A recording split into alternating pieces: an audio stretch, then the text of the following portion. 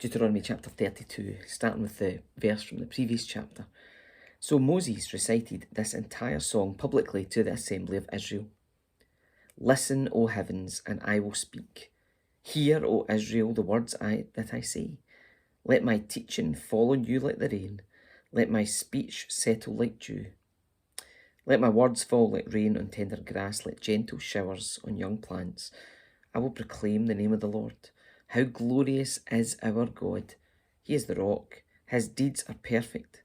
Everything he does is just and fair. He's a faithful God who does no wrong. How just and upright he is. But they have acted corruptly toward them. When they act so perversely, are they really his children? They are a deceitful and twisted generation. Is this the way you repay the Lord, you foolish and senseless people? Isn't he your Father who created you?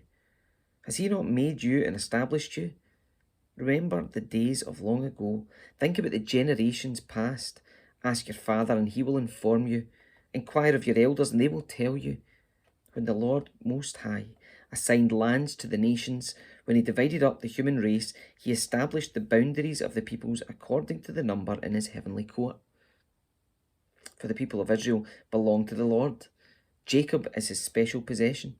He found them in a desert land, in an empty, howling wasteland. He surrounded them and watched over them. He guarded them as he would guard his own eyes.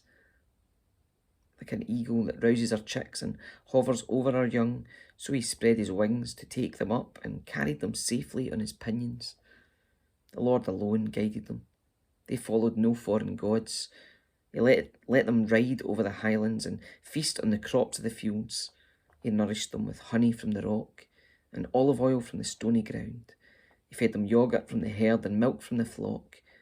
Together with the fat of lambs, he gave them choice rams from Bashan and goats together with the choicest wheat. You drank the finest wine made from the juice of grapes.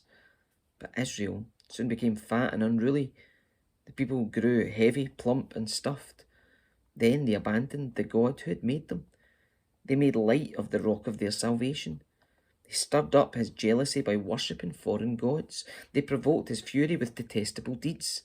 They offered sacrifices to demons which are not God, to gods that they had not known before, to new gods only recently arrived, to gods their ancestors had never feared. You neglected the rock who had fathered you. You forgot the God who had given you birth. The Lord saw this and drew back, provoked to anger by his own sons and daughters. He said, I will abandon them and see what becomes of them, for they're a twisted generation, children without integrity. They've roused my jealousy by worshipping things that are not God. They've provoked my anger with their useless idols. Now I will rouse their jealousy through people who are not even a people. I'll provoke their anger through the foolish Gentiles. For my anger blazes like fire and burns to the depths of the grave. It devours the earth and all its crops and ignites the foundations of the mountains. I will heap disaster upon them and shoot them down with my arrows. I will weaken them with famine, burning fever and deadly disease. I will send the fangs of wild beasts and poisonous snakes that glide in the dust. Outside, the sword will bring death, and inside, terror will strike. Both young men and young women, both infants and the aged, I would have annihilated them, wiping out even the memory of them. But I feared the taunt of Israel's enemies, who might misunderstand and say, our own power has triumphed.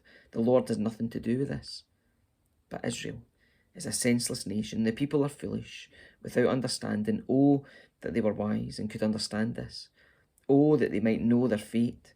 How could one person chase 1,000 of them, and two people put 10,000 to flight, unless their rock had sold them, unless the Lord had given them up?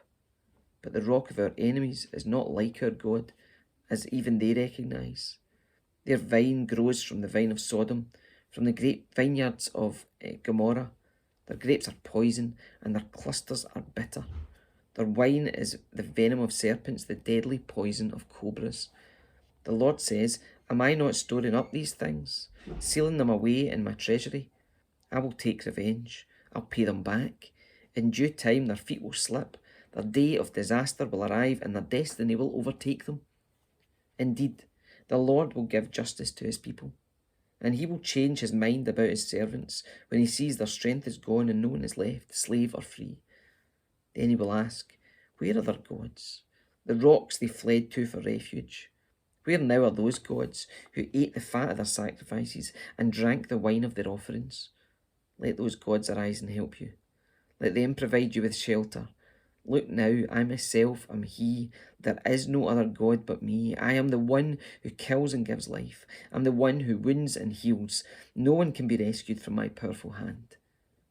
Now I raise my hand to heaven and declare, as surely as I live, when I sharpen my flashing sword and begin to carry out justice, I will take revenge on my enemies and repay those who reject me.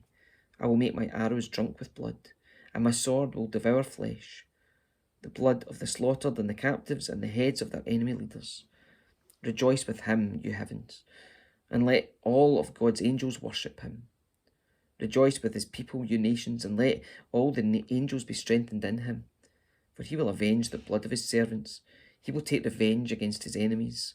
He will repay those who hate him and cleanse the land for his people. So Moses came with Joshua, son of Nun, and recited all the words of this song to the people. When Moses had finished reciting all these words to the people of Israel, he added, Take to heart all the words of warning I've given you today.